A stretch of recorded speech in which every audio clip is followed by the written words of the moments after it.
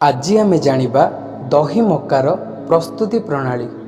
एथिपाई दरकार दही, मक्का सिझा, मिश्री गुंड, पंचफुटण, भेरसुंगा पत्र एवं अदा लंका छेचा।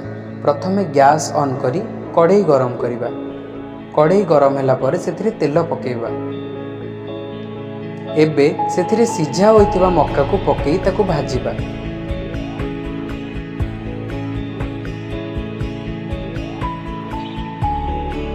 प्रत्येकटी मक्का दाना को भल भाव भाजिबा जेपरी सबु दाना गुड़िक भल भाव भाजी हो जिवो।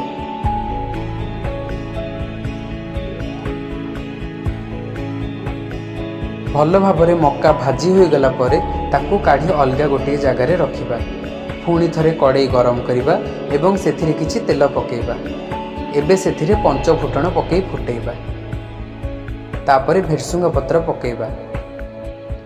अदा और लंका छेचा जहाँ आम आगुरी छेचिकी रखिथिले से सबू को पकई ताकू भल भाव छुंक करिबा।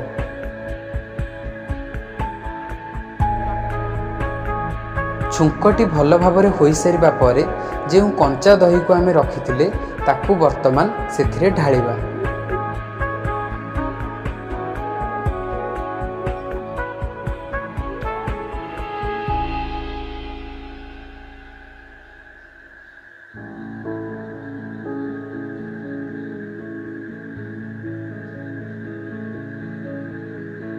दही को से छुंकरे भल भाव घांटी मिसेइबा।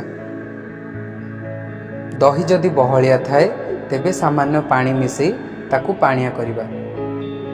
वर्तमान मिश्री गुंड पकेइबा एवं भल भाव मिसेइबा। आगुरु भजा होई रखिथिबा सिजा मक्का को वर्तमान से दही रे मिसाई भल भाव घांटिबा।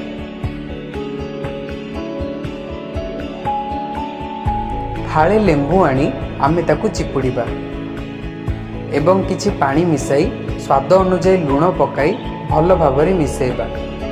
मने रखंतु लेंबू पकेइबा आपणक इच्छा उपरे निर्भर करे। जो माने टिके अधिक आंबिळा किंबा खट्टा चाहुथांती से माने लेंबू व्यवहार करि परिबे। प्रस्तुत हे गला हमर दही मक्का। एबे आमे गैस बंद करिबा एवं प्रस्तुत होइतिबा एही दही मक्का को एक गिना को काढिबा। आमे एथिरे पियाज, रसुण किंबा कौनसी प्रकारर मसला व्यवहार करिना। तेणु एहाकू आमे ओषा, पूजा इत्यादि मध्य खाई परिबा। एही दही मक्का को आमे गरम भात, रुटी, पिठा जेकोसी खाद्य सहित मध्य खाई परिबा। एहा छड़ा एहा बहुत कम समय रे एवं बहुत सहजरे प्रस्तुत होछि। तेबे आपण माने मध्य प्रस्तुत करंतु एवं आमको कहंतु जे दही मक्का किपरि लागिला। कमेंट करंतु, शेयर करंतु, भल लागिले लाइक करंतु एवं आम चैनल को सब्सक्राइब करने जमा भी भूलंतु नहीं।